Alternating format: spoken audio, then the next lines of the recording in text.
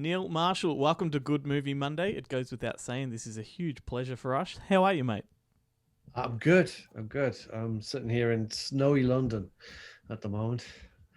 You look nice and cozy. Yeah, well, wrapped up warm. Let's get stuck straight into it. The Reckoning. How long has this film been floating around in your head for? Um, Surprisingly, not that long. The idea first sort of came to me in 2018.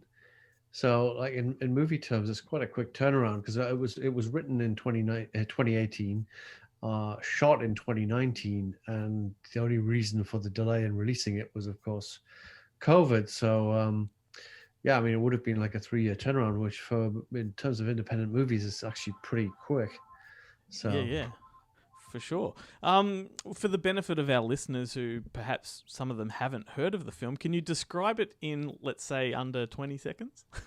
in under 20 seconds. Well, you Uh, can go a bit longer if you want to.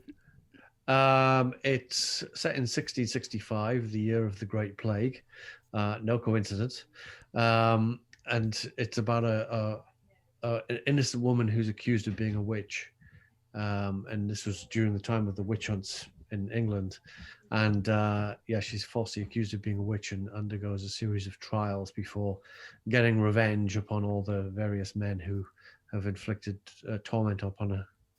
For sure. Perfectly done. And plague doctor costumes, they really lend themselves to horror. Absolutely. Was working with the plague era of sort of, genre, rich for creative picking. Well, it was actually, when I was developing the script, it was a choice between setting it in this period or earlier, sort of during more medieval Black Death kind of times. And I kind of felt that had been covered a lot more in movies, whereas this period has not. I mean, if you think about like Witchfinder General, A Field in England, there's a handful of films that are set around this period just after the English Civil War. The Great Plague hits. The year after this was the Great Fire of London. It was kind of a rich time to explore, and visually it's really interesting. And the plague doctors, that look, that vibe with the masks and stuff, was more prevalent in that time, not the medieval time. So it seemed more appropriate for that. People, might see those costumes and think that they are sort of just designed for the horror genre, but that's really how they look. They had these massive beaks. I think they stuffed Yeah, herbs and things to sort of protect them in there. yeah. I mean, why they decided to make them look like that is beyond me. But yes, it was that the beaks were stuffed with various herbs and things that they believed the smell of these herbs would protect them from the plague. They thought that infection was carried in smell and not just in other means. So, um, Yeah. but it's kind of symbolic now that we're wearing masks again now because of plague. So I know. That's twice you've done that because Doomsday is very, very eerie in today's world if you look back at it. it is. Yeah, they're both pretty close, really, alarmingly close to what's happened. Well, Sure. the fantasy sequences in this are really delicious, and there's definitely, I think, a hacksaw sort of quality to some of those images. Were there films that really influenced your choices that you made when you were doing this film? Hacksaw being one of them. When I discovered that, and just some of the imagery in that film is absolutely astonishing.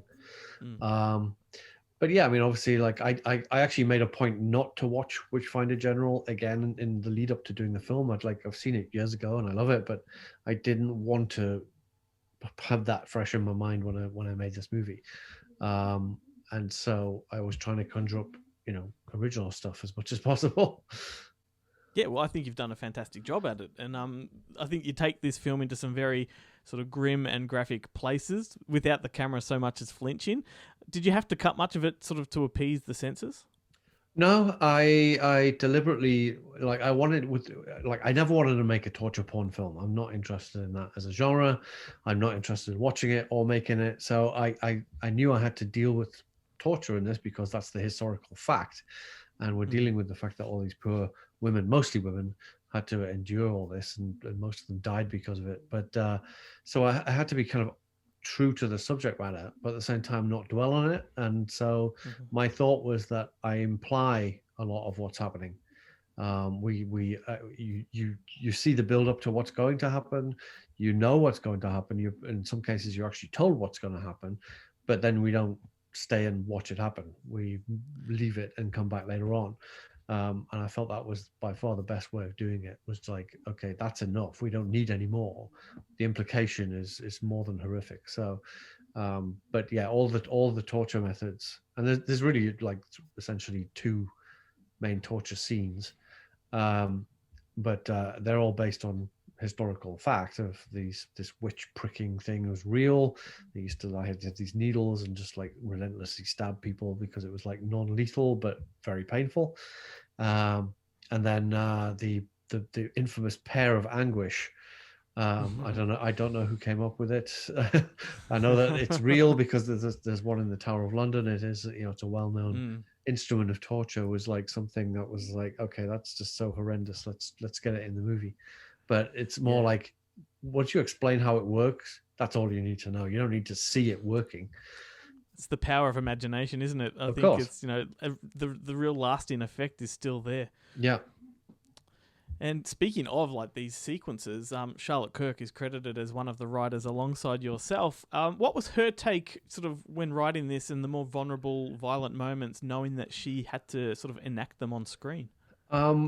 We've discussed this quite a bit lately, and it really was a case of when she was co-writing with me, she had a writer hat on and was not thinking about what was coming later. I think if she had thought about it, she would have been like, "Oh my God, I've got to learn to ride a horse. I've got to be strapped to this thing all day, every day, and it's going to be painful." I think she might have shied away from writing that stuff. It was like we wrote the characters in writing mode and made them as honest and true and as interesting as we possibly could.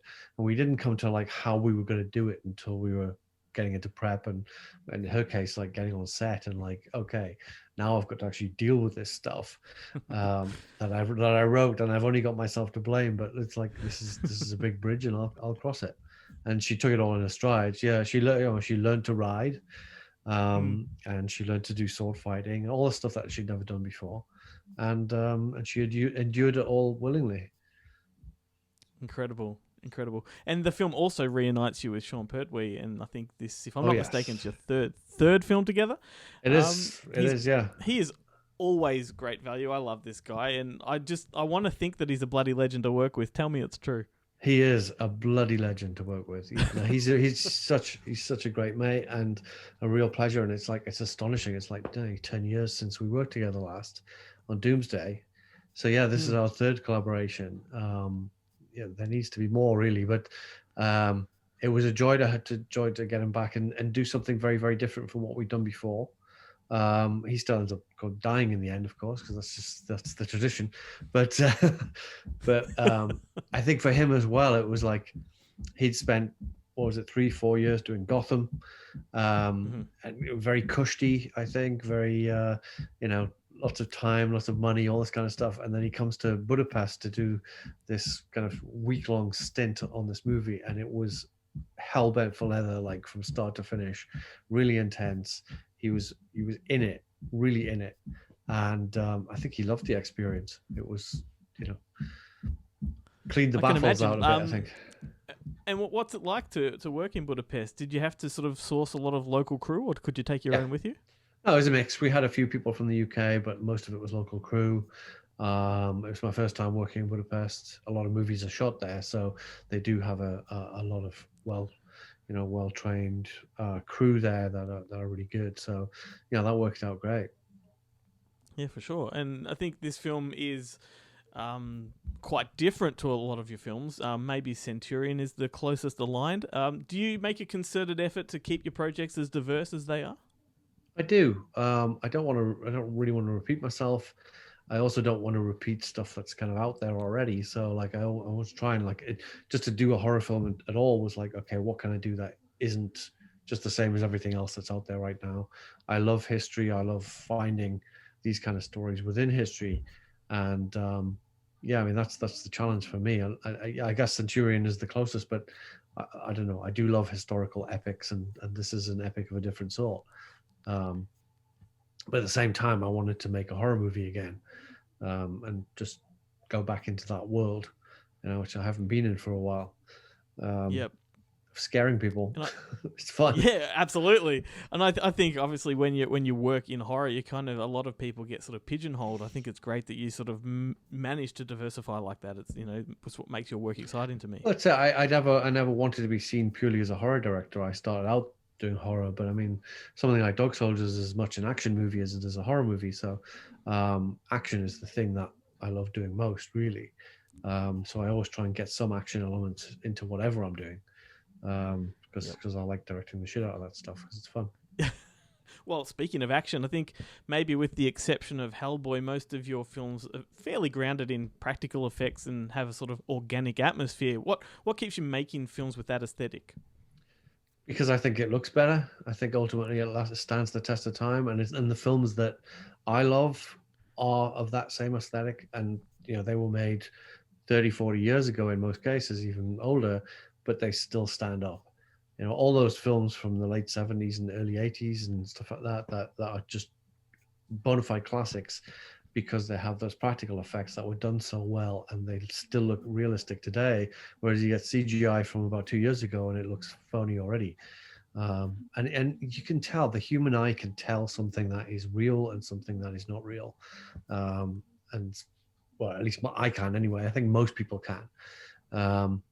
And so I'd still just prefer practical effects wherever humanly possible. That's not to say that, CG effects are incredibly useful and it's an incredible tool to be used by filmmakers, and some do it beautifully.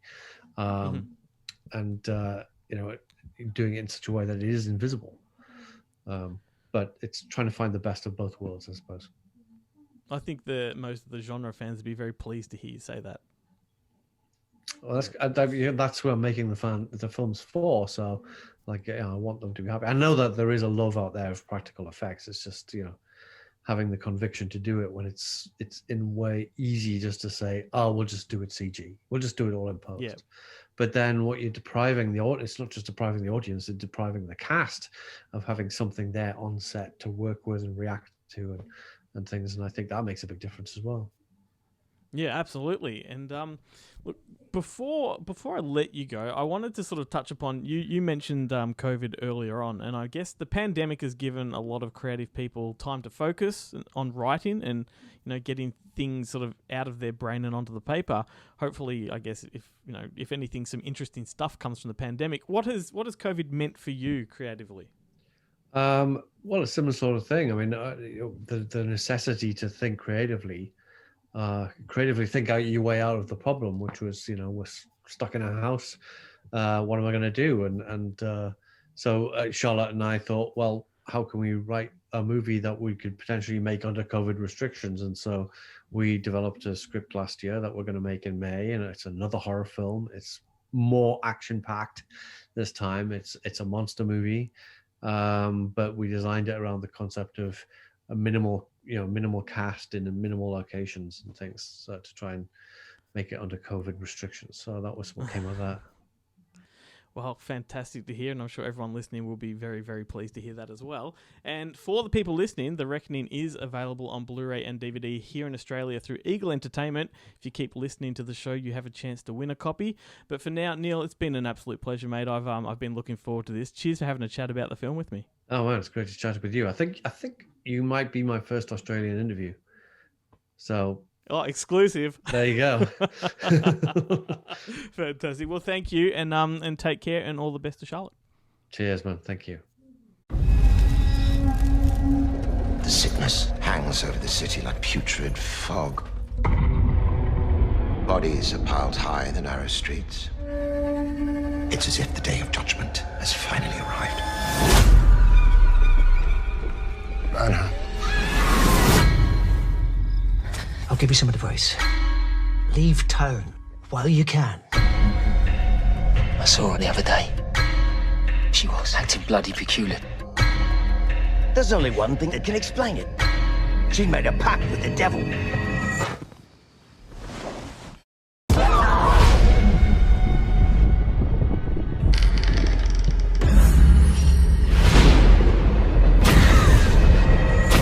Nowhere to run, witch!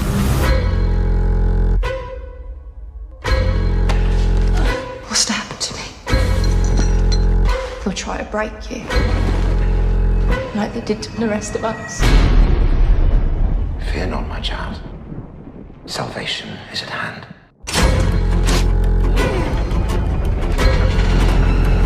There's something wicked at work in that place.